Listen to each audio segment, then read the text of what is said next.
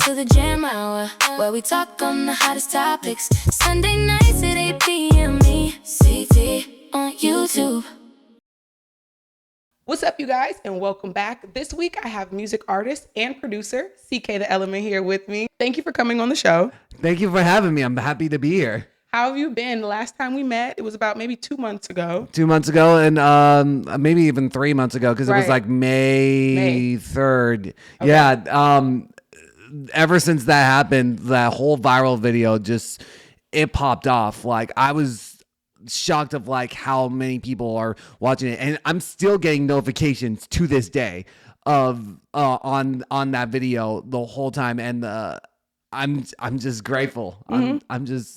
I'm still shocked to this day. I'm still shocked. I don't even know how this happened. So given that, I really want to just give the world a little more background on who you are, because that was like a viral moment for you. And so it didn't have too much context, but just enough to know that you really love music, and that you're an entrepreneur, and that you ultimately stand for autism awareness and autism respect. Okay. Correct. And so I want to talk about what autism ultimately means to you. Autism to me is embracing of who you are. You know, of course it's but scientifically speaking, it's an intellectual disability.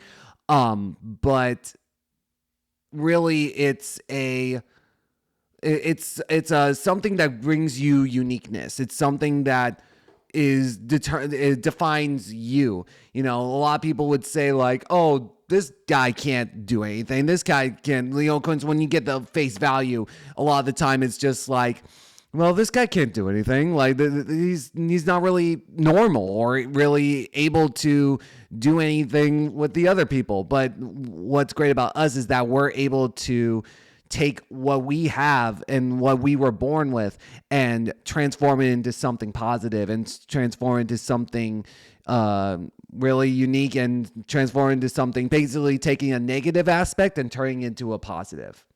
And so when I think of autism myself, what has acceptance looked like for you over the years as you embark on your musical journey? In high school, it was not easy. I'm not going to say it was, everyone, especially people with autism, or even any like disabled features like handicap or Down syndrome or anything like that, they're going to go through that as well. But to me, I learned throughout the years to be one with myself, because I did not like, back in high school, I did not like the way I used to look at myself. I did not like the way I looked. I did not the way that I acted. So I actually had to put up like a front. I had to put up like a mask the whole like time in high school to fit in. Because even though I liked hip hop like everyone else, I felt like if I was more loose with it, I would be made fun for it. So I had to kind of shelter a physical, like I basically had to put like a front, like literally a mask, and just like act like I was cool, or act like I was basically somewhat something I'm not. I mean, I liked the hip hop culture even then, but I felt like I had to put up like something that I was not myself in order to fit in. Yeah. And so now fast forward to my 20s, and also now in my 30s, I'm now able to be comfortable with myself and who I am, and be loose and be fun and be dancing. And that's why you see me in the Russell just dancing all over, because that's just my true colors. And I want to be that inspiration for those people, that you don't have to put on a mask. You don't have to shelter yourself. You can literally be who you are and be yourself. So I consider myself like a neurodivergent as well. And I say that because I grew up having an IEP. So I was in special ed, like sometimes, throughout my high school and middle school, even elementary years. And so a lot of the times I even got picked on that because when people saw me going into the special ed rooms, they were like, why are you going into the retarded class? No shade, like that's what they used to say to me. And so yeah, I think I had that too. Right. And so for the longest time, it took a lot for me to accept that I have a learning disability when it comes to the way our society teaches us and in the school settings. And so it takes me a little while longer to learn something. And so I can't quite keep up with the other students. Right. And so I felt like by me being in the special ed department, I gave it a different representation.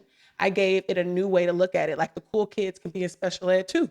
You know what I'm saying? Like, Right. and if you don't want to be my friend because of that, that's okay. You know, like I know who I am regardless of having to take a test inside this room. And so my question to you is, why is accurate representation in the special needs community necessary? It's necessary because we want to feel like we matter.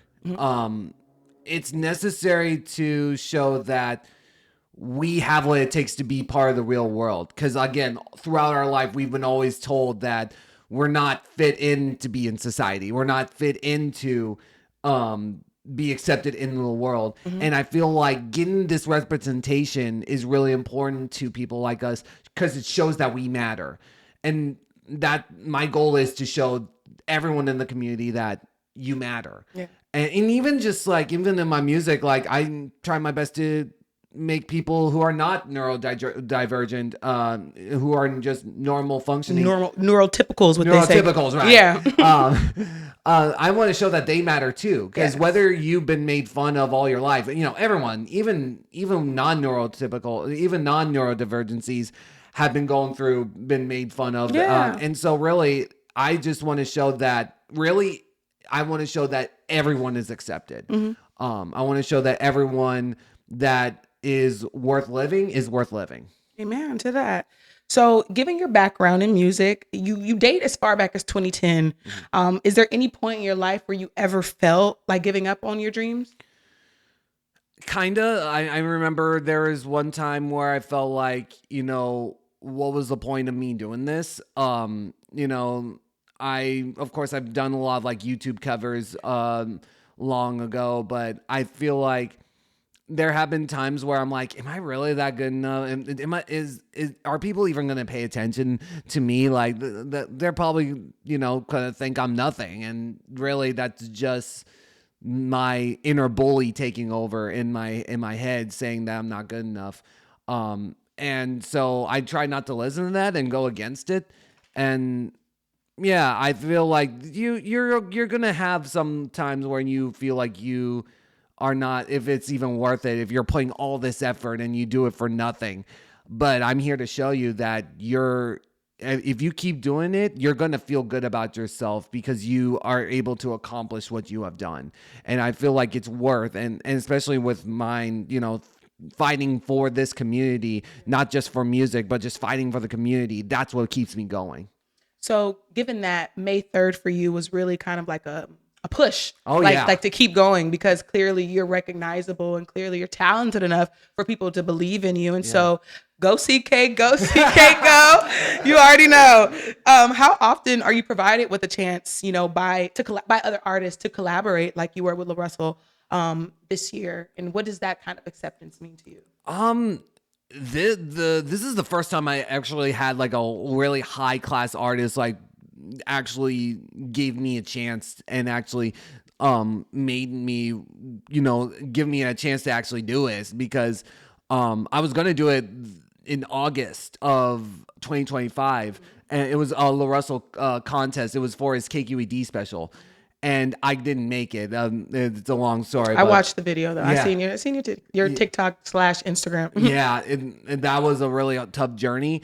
The only time I've ever worked with an artist is someone who actually saw my beat making videos back when I was producing, and it was like 2015. And he was a local artist. He goes by the name of D-Varg. Shout out to D-Varg. He saw what I was capable of producing, and he's like, yo, I want you to produce for my album. I want you to produce for my EPs and stuff. So he called me up and we had a meeting, and then we released an EP called Skybound, which is on iTunes, I believe. Okay. With his friends K Jones and 80. I don't know where they've gone now, but I know D-Varg is now taking care of being a parent right now. But now I'm able to, because of his push, I'm able to, and his musicality and his musical prowess, I'm able to go far and actually, I'm like, hey, if he could do it, I could do it too. And so he kind of gave me that push to help me. He gave me that way of learning what rapping is, because I mostly was a producer at the time, so I didn't know too much about like rap bars and stuff.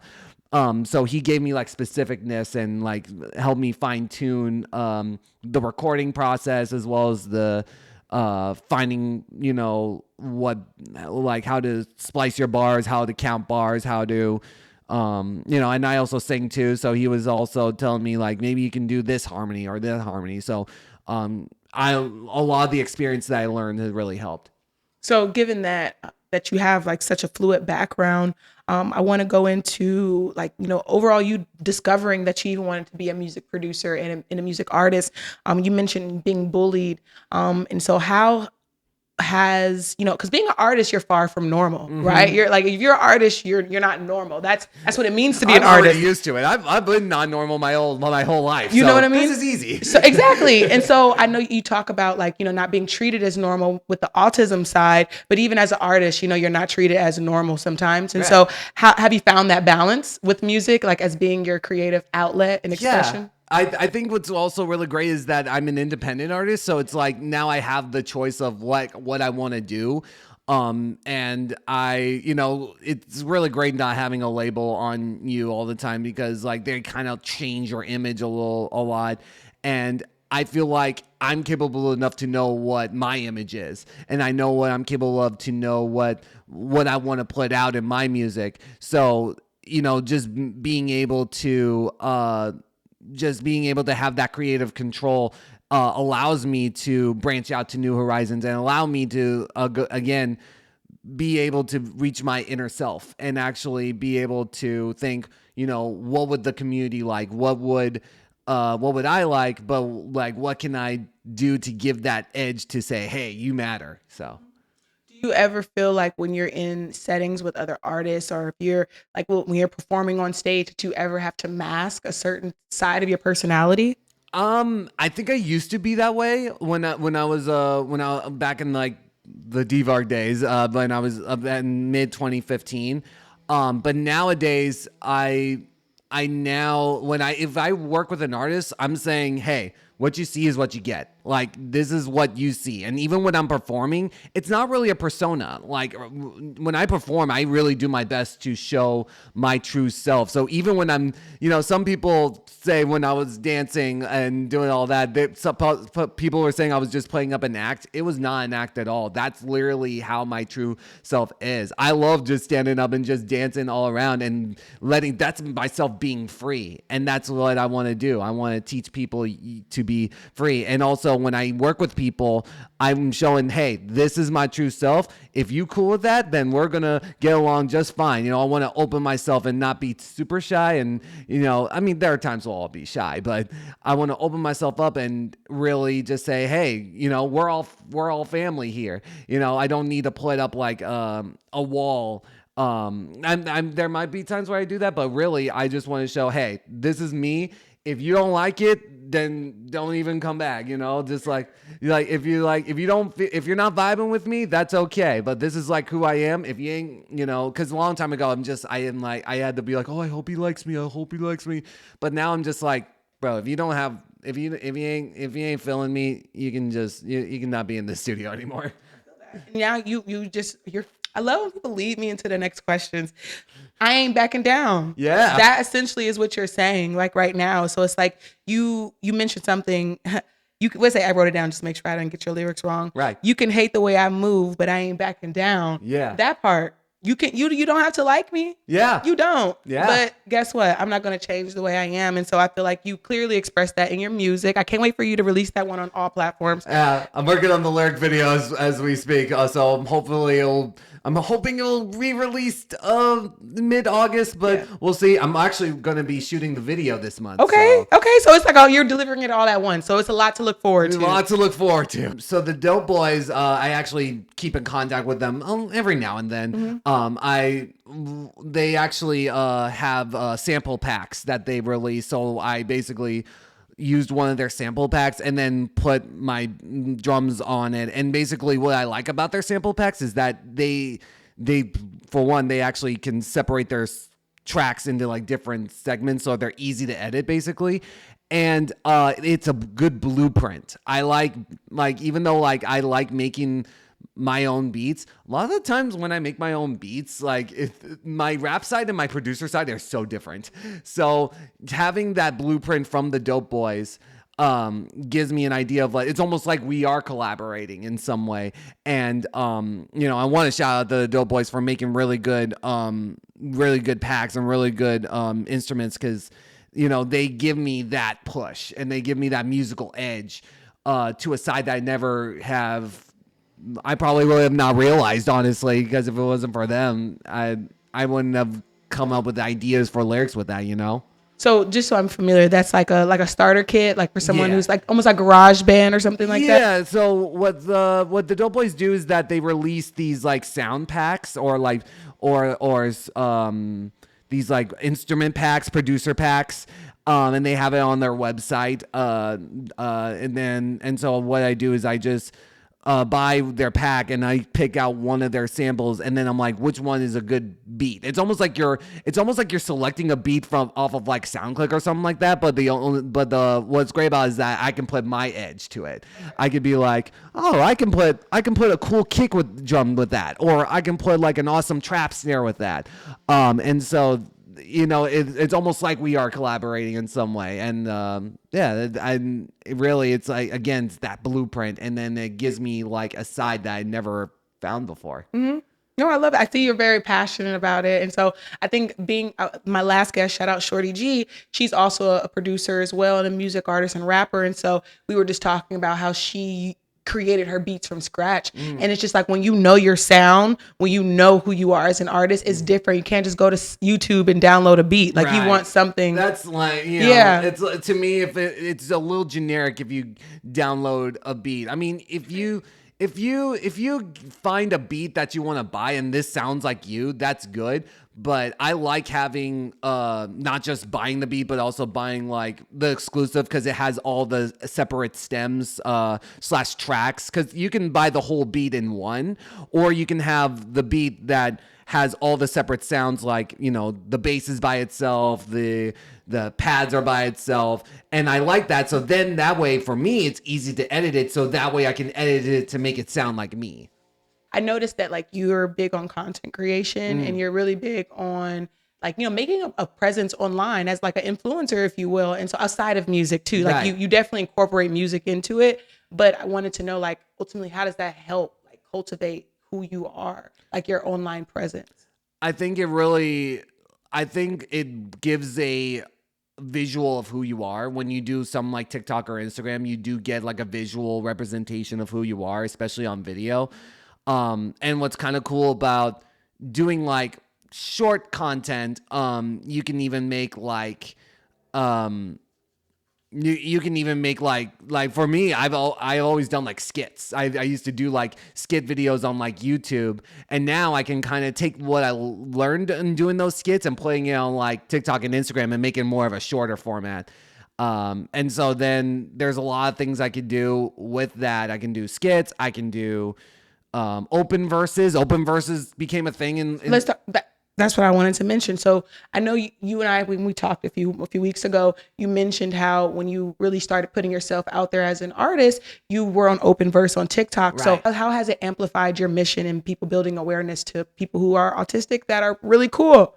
Well, things like open verses, you can put like your own style to it, and you can show that person or show the viewer what you are capable of.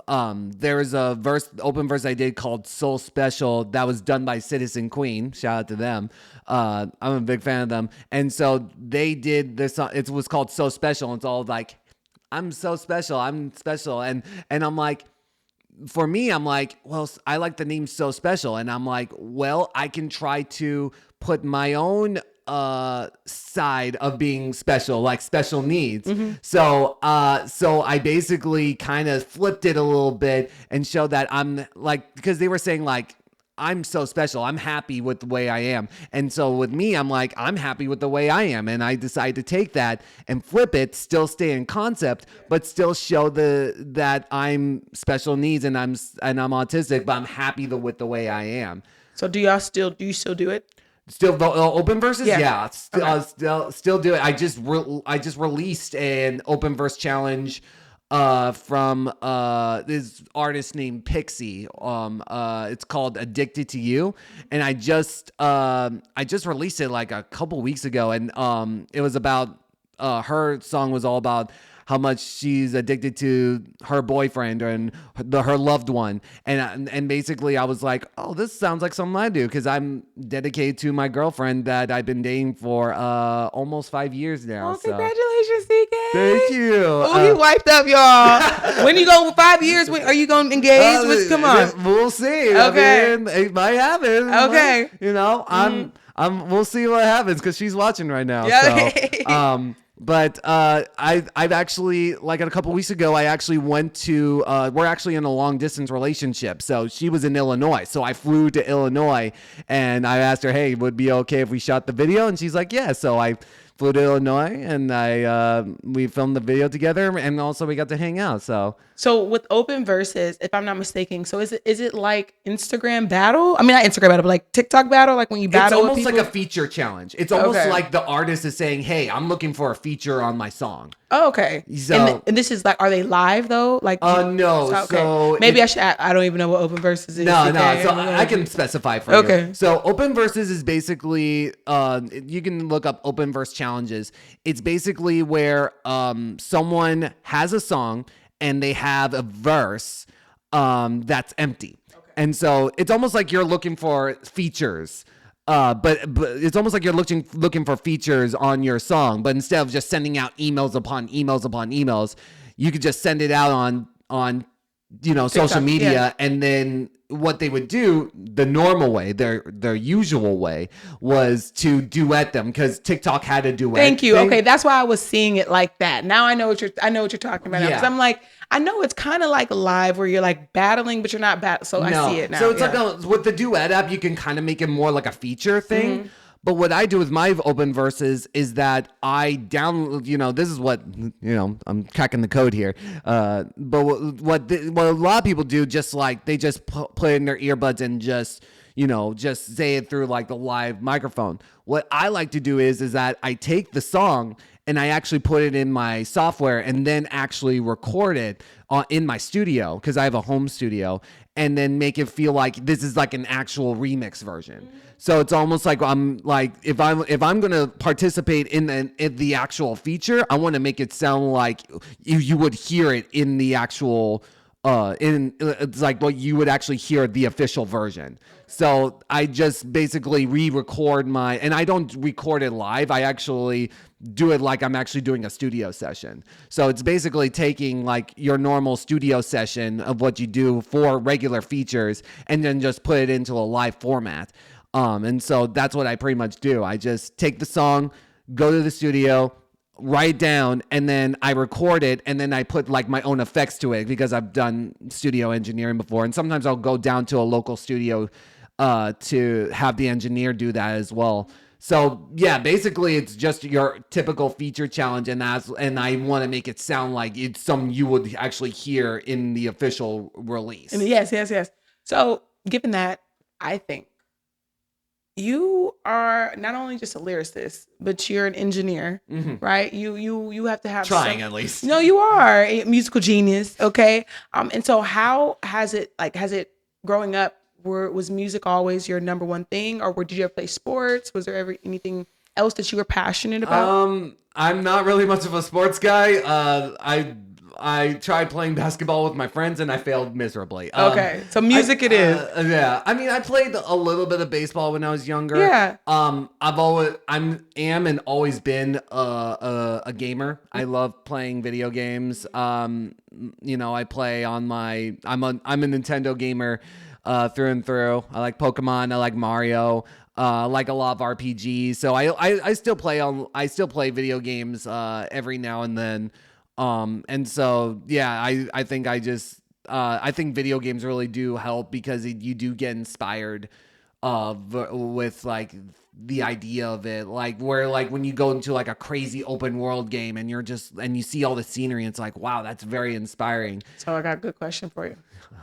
PPE versus PvP. I think PvP is person versus person. I actually don't know what PPE means. No, I said person versus environment. Oh, PVE. Is that right? Did I say it right? For all the gamers out there, please do not come for me. It's okay. I'll protect I you. would thank you, CK. Thank you, CK. It's okay. I'll go there. Yay! I don't know too much about it, but Okay. I think like I love like person versus person like is good. I like online battles every now and then. I do like the solo adventuring just because you do get that time in the environment. There's times for competitiveness. There's times to just go solo. But it's a good way to expand your horizons and basically just being able to have an open mind and like be inspired of what you can muster up just from that environment. It's almost like you're in another world and you just get that essence from another world. I've done samples of video game music a couple of times and they haven't been great, but they're awesome. And so, yeah, just having that environment where you can just be in with yourself, it gives you that nice mental mode. A lot of people say like, oh, video games are just like poisonous for your mind. And I'm like, have you played a Pokemon game? It teaches you that water puts out fire. Oh, for you guys. So there's actually some video games that are really educational and fun. I don't know what they're called, but like, it's like I like the video games where you're like escaping mazes or like you have to like get through challenges. I don't like necessarily like combat stuff, right? Where you're like fighting all the time. Right. Like give me a good race car game. I'm cool. Like, like figuring something out. Like I like that kind of stuff. Yeah. I like using like, there's like stuff where you're using like elements and stuff like for example, like I said, the whole Pokemon thing, water puts out fire burns grass, fighting beats ice because a martial artist would just go on the ice block and just chop it to bits. I like that. There are a lot of like lessons to kind of learn from that, and like knowing like what is physical, what is special. There's a lot of ways you can like basically figure out, okay, I need, how much would the damage would this do in order to do that. So there's a lot of like intricacies of what video games do. It's not just jumping all around and shooting stuff. There is specific strategies that you can do. It's almost like some of them are like, like almost like playing chess in some way. So. To each its own. I feel like tomato, you find the one that works for you. Yeah, tomato, potato. My kind of guy. Last question. Before I let you go, I wanted to ask if there's any advice that you could give someone who has just been diagnosed with autism. Any advice regarding pursuing a music career or just overall something like regarding confidence? I'm going to say to the camera on this one. Hey, listen, I know when you've been diagnosed with autism, you think like, oh, I'm different than anyone else. No one's going to like me because I'm just so different and feel like I'm nothing. But I'm here to let you know that you are here for a reason. You might have a reason that you're here. You need to find that reason.